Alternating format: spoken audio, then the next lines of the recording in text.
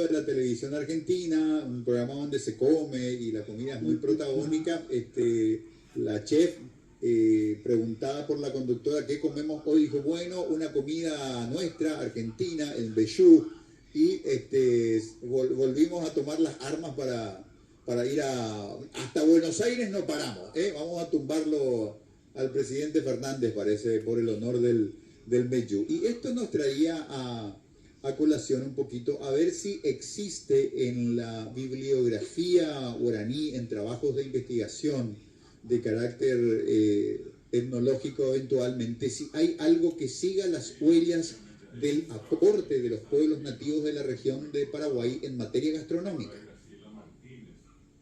Sí, no, efectivamente. Hay un trabajo muy interesante que no hace mucho publicó la profesora Graciela Martínez. Ella es una destacada investigadora en temas de la gastronomía paraguaya y ella hizo un registro muy importante de, digamos, platos típicos, tradicionales, nativos, no solamente lo que hoy es el Paraguay, sino que de las propias culturas indígenas, particularmente, como siempre decimos, por ejemplo, de los indígenas guaraní. Y hay un antecedente muy importante en el uso, sobre todo, de los insumos, el caso del maíz, el caso de la mandioca, el maíz para hacer la harina de maíz, allá de Muitilla, Gañandé, hasta que ya puedo, están varios de ellos, ya puedo para ver, ya puedo chipá, ya puedo ver de borí, ya puedo apuamia. Y de la mandioca, obviamente, sale el almidón, que cualquiera de nosotros, seguramente ustedes mismos también recordarán, un implemento que se hacía de una manera artesanal hasta ahora en muchos lugares del interior, que se llama andiopipi, que es como, muchas veces como una rueda o algo que sirve para rallar la mandioca, ¿verdad? Y con eso se produce el anamino, y del anamino allí también queda la otra parte, que es el famoso chupiratí, que los brasileños usan como parte del pescado también en la feijoada, ¿verdad? Pero de que eso existe, de que es extracción indígena y es guaraní, eso se sabe, ¿verdad? Y toda esa variante que se fue dando con el tiempo se dio acá en el Paraguay y obviamente se expandió acá a la región. No tenemos que perder de vista que alguna vez Corrientes fue territorio paraguayo, Misiones también. Mismo la zona fronteriza con el Brasil. Y esto del mbejú, ¿verdad? Como estamos diciendo, ¿verdad? Ya nos llama la atención porque se parece mucho a la chocotorta, que anteriormente fue con el chipaguazú también. No hace mucho dijeron que el bombero también es solamente de aquí ya de la región. En fin, ahí resulta también interesante desde el punto de vista sociológico, porque es como si fuera que de golpe, como decimos nosotros los paraguayos, a ellos como que les picó el bichito de lo nuestro, de lo guaranítico, de la región, de todo aquello que es nativo, y hay como una especie de búsqueda de alguna identidad de la cultura guaraní. Y eso creo que por otra parte es auspicioso, porque es una manera de proyectar una palabra guaraní que no hubiera pensado que inclusive es mal dicho allí en mbejú, pero en mbejú para nosotros, bueno, hoy está en boca de los argentinos, ¿verdad? Una palabra que dice en guaraní. Exactamente. Yo siempre sostengo, querido Mbodejara, que estas ocasiones no son para enojarse, son para emocionarnos con los hilos un poquito tenues de nuestra cultura en común. A mí me impresiona mucho lo de Corrientes, por ejemplo, ¿verdad? Que cuando uno va a Corrientes, llega a la terminal, se sube a un taxi, el taxista está escuchando chamamé y el taxista sabe toda la movida de chamamé. Tienen una pasión por eso, y el chamamé es como un pequeño vestigio de sus raíces guaraníticas, y ese guaraní mínimo que ellos hablan es una expresión de amor por unos orígenes que se les están definiendo, del guaraní de sus bisabuelos.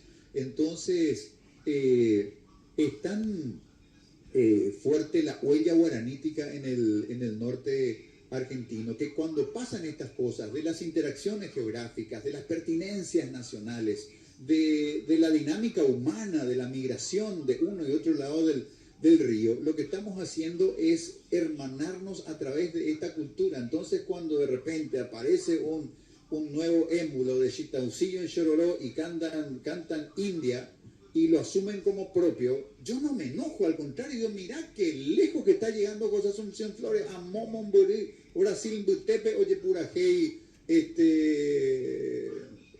canciones paraguayas que La Cautiva que les gusta tanto, en fin, para mí es una huella de la llegada de la potencia de nuestra raíz guaranítica. Y el día que nos demos cuenta de que paraguayos, brasileños, uruguayos, argentinos y bolivianos pertenecemos a una misma nación cultural, vamos a descubrir nuestra razón de ser, nuestra potencia y nuestra mejor manera de proyectarnos al mundo. Así que cada vez que sale una cocinera a decir Bechú, que es tan argentino, yo no me enojo tanto porque en realidad es como caminar hacia nuestra identidad verdadera, Boejara.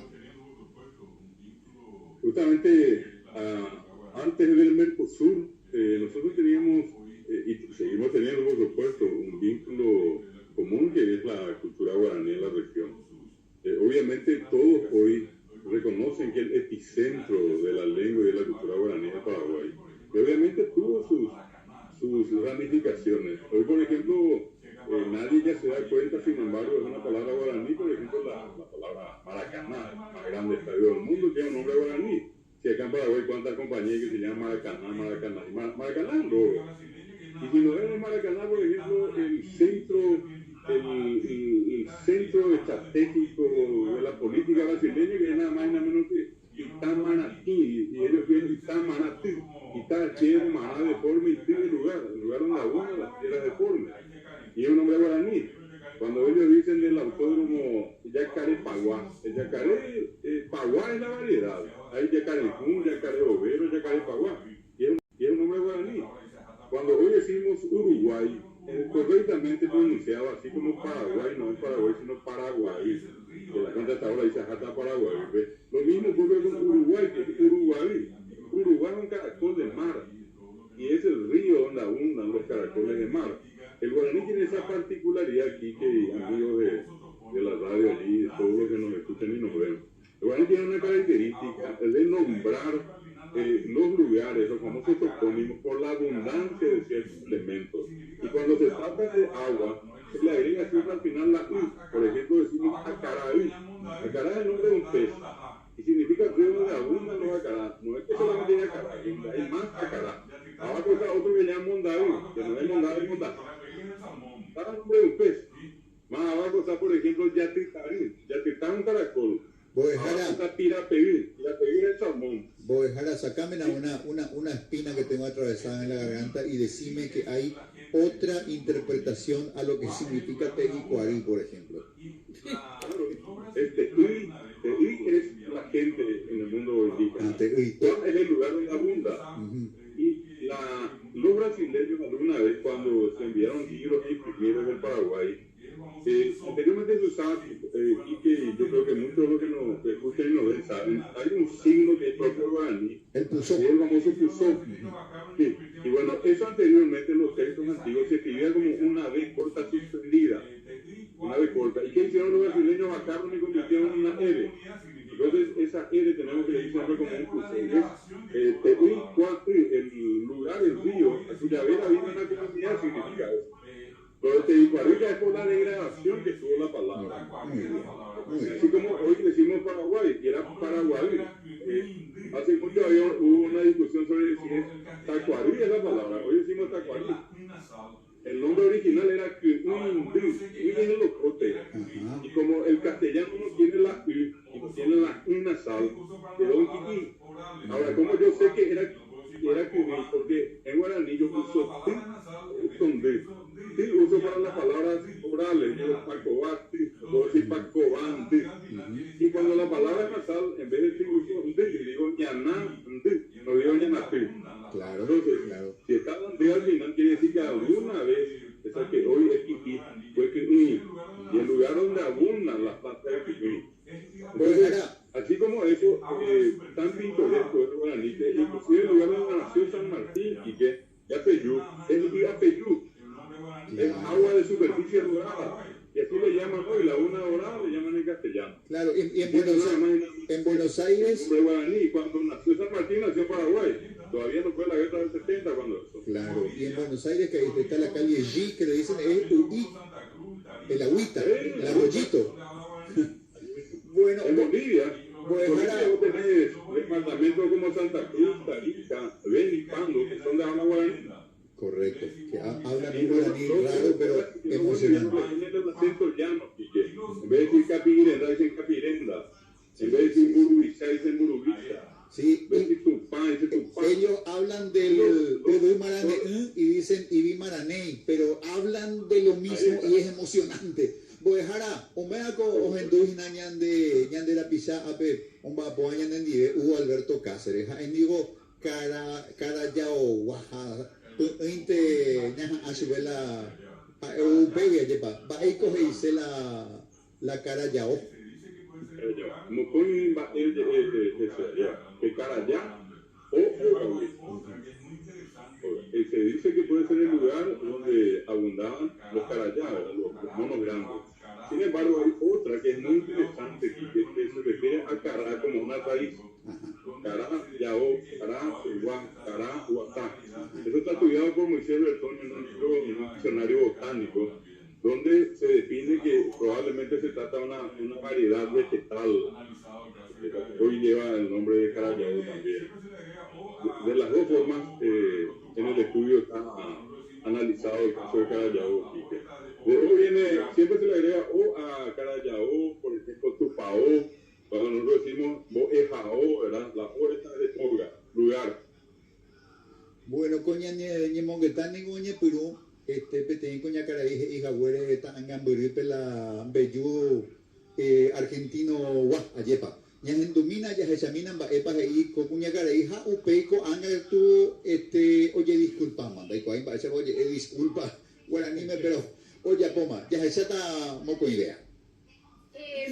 Tenemos de entrada un vellú que es típico de nuestro país, de la parte del litoral. Es como si fuera un chipá, pero chatito. No tiene harina, está hecho con fécula de mandioca. Mira. Así que, y queso, y mucho queso. Así que es típico de nuestro país, tiene palta, tomate, muy rico. Bueno, y ahora, ¿cómo se llama la señora Monteverde? Jimena Monteverde. Bueno, parece que se disculpó o algo parecido. Este material todavía no lo vi, así que va a ser novedoso para muchos de nosotros aquí en el estudio, para la audiencia también. Veamos eso. Bueno, a raíz de todo lo que estoy viendo, que están escribiendo, primero perdona a la comunidad paraguaya si se sintió ofendida porque dije que el vellú era típico de nuestro litoral. Yo lo conocí en Corrientes, obviamente que sé que el origen es paraguayo. El vellú es originario de Paraguay, pero se come en nuestro litoral y la verdad que toda nuestra zona tiene influencia de la comida paraguaya, por supuesto, que fue lo que quise decir. Lamento si alguien se sintió ofendido, pero bueno, les mando un beso enorme a todos nuestros hermanos paraguayos y espero sepan entender que no fue con mala intención, sino que fue en un programa donde uno presenta un plato rápidamente. Dijo típico ella. Bueno, está bien, se acepta digamos la calidad del gesto. Lo que no se debería aceptar de una persona que tiene presencia en un espacio televisivo importante es la ignorancia. Y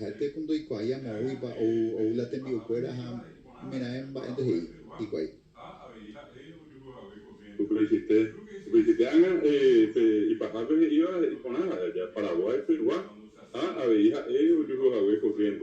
Yo creo que ese es un punto importante dentro de este tipo de discusiones, cuando se asume y sobre todas las cosas se reconoce el origen.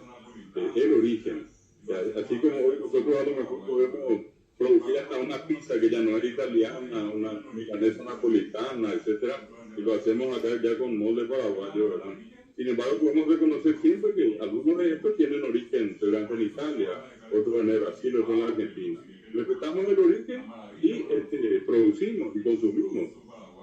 Por eso ellos van a dejar de consumir chipá o si es que les gusta, una maravilla para nosotros, que es un producto paraguayo, el vellú o el chipá, se ha consumido por ellos y que en este caso directamente públicamente admitió que metió la pata y el error y que pidió las disculpas.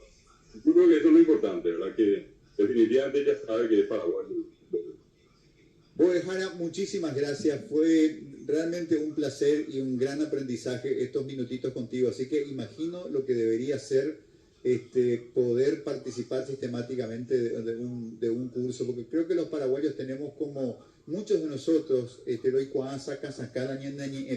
o falta a mí más conocimientos para hablar con más fluidez y más propiedad nuestro idioma.